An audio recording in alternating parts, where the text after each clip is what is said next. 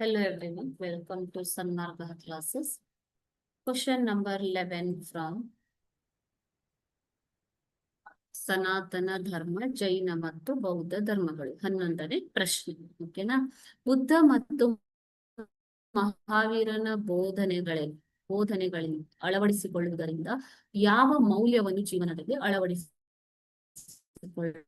ಅಂತ ಕೇಳ್ತಾ ಇದ್ದಾರೆ.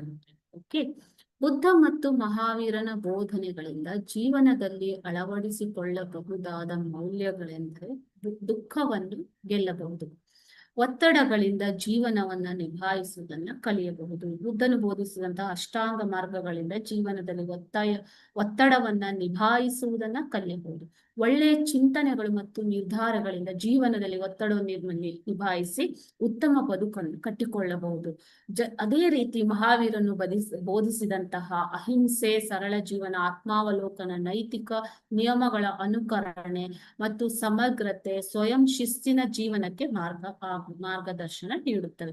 ಸಹಾನುಭೂತಿ, ಸಾಮರಸ್ಯ, ಶಾಂತಿ ಮತ್ತು ಆಧ್ಯಾತ್ಮಿಕ ಬೆಳವಣಿಗೆಗೆ ಜೈನ ಮತ್ತು ಬೌದ್ಧ ಧರ್ಮದ ತತ್ವಗಳು ಉತ್ತೇಜನವನ್ನ ನೀಡುತ್ತವೆ. ಓಕೆನಾ? Thank you.